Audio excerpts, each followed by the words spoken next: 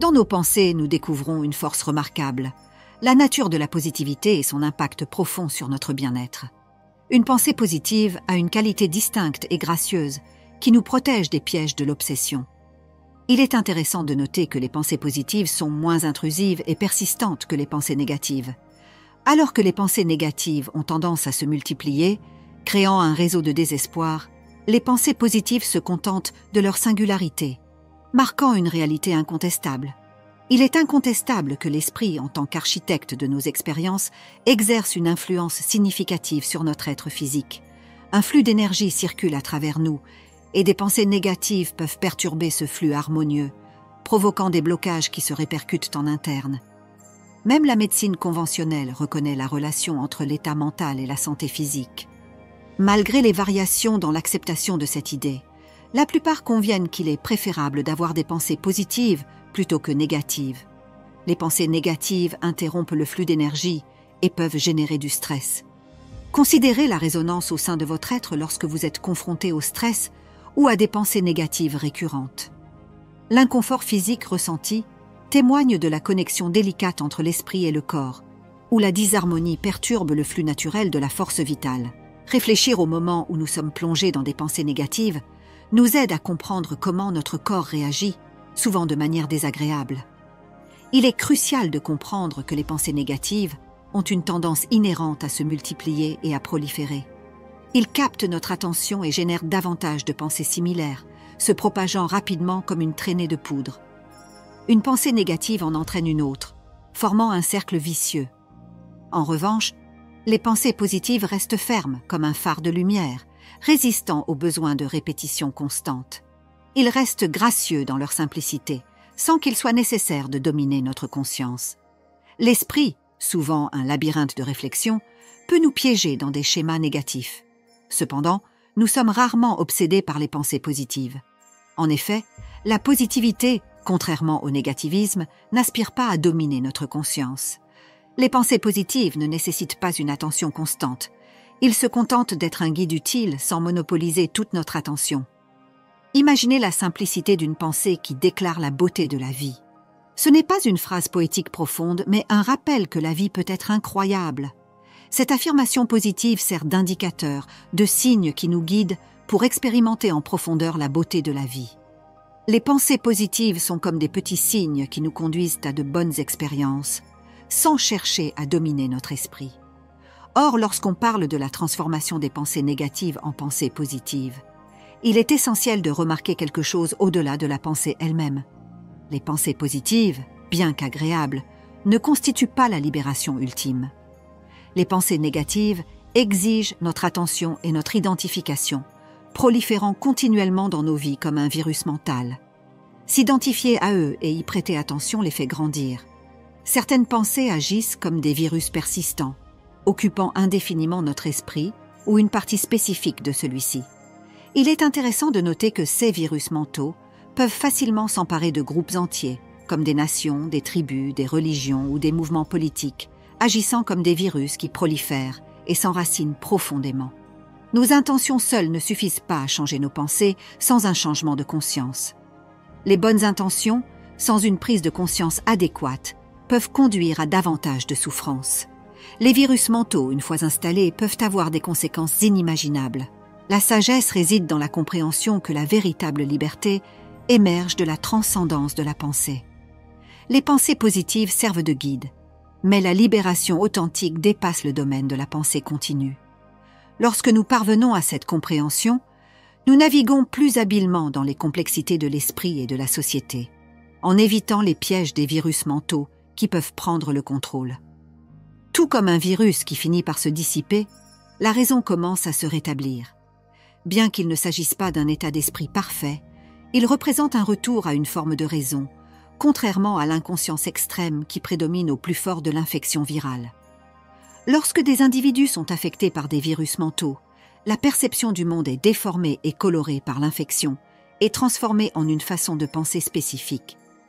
Par exemple, passer beaucoup de temps sur Internet peut être un terrain fertile pour ces virus, où des informations apparemment convaincantes ou de purs fantasmes peuvent prendre racine dans l'esprit, se développer et influencer la réalité.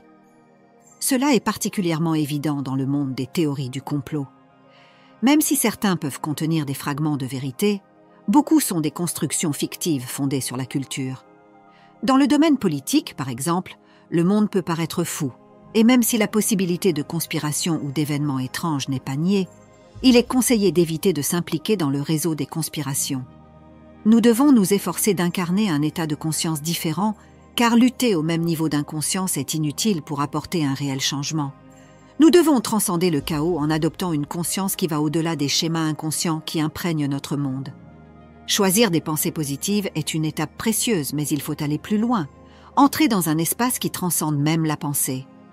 À mesure que nous explorons ce qui se trouve au-delà de la pensée, nous remarquons une diminution naturelle des pensées négatives, d'autant plus que la présence intérieure se renforce avec le temps. La beauté des pensées positives est qu'elles peuvent surgir spontanément et devenir une partie importante de notre conscience. À mesure que nous devenons indépendants des pensées qui circulent dans notre esprit, un changement vers une plus grande présence se produit et nous commençons à valoriser la vie non par la persuasion, mais par l'expérience directe du moment présent.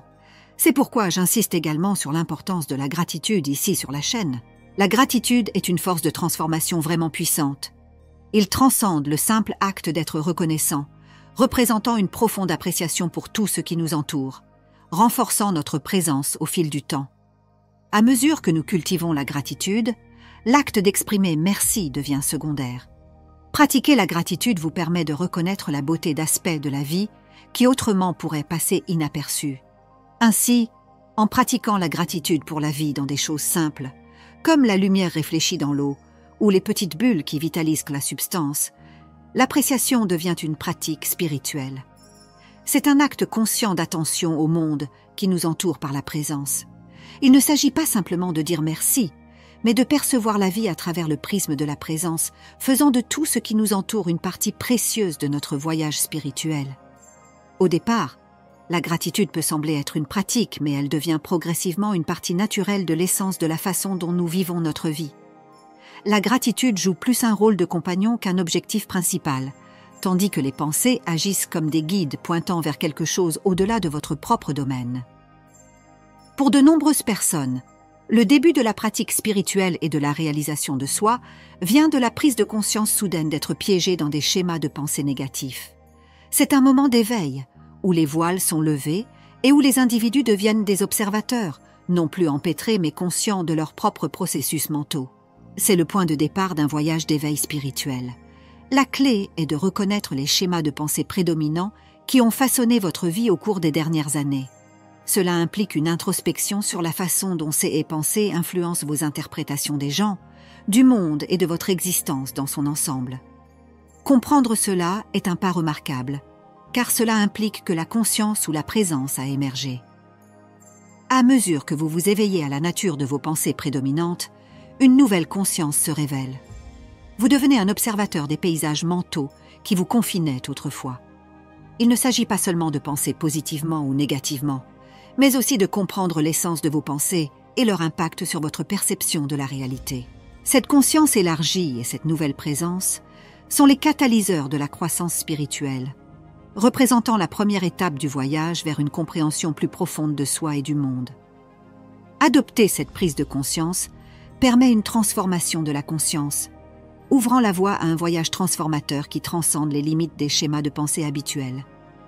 Imaginez la présence comme une lumière qui éclaire les recoins les plus profonds de notre conscience. À mesure que nous prenons conscience du moment présent, cette présence agit comme un catalyseur, élevant notre conscience au-delà des limites des schémas de pensée habituels.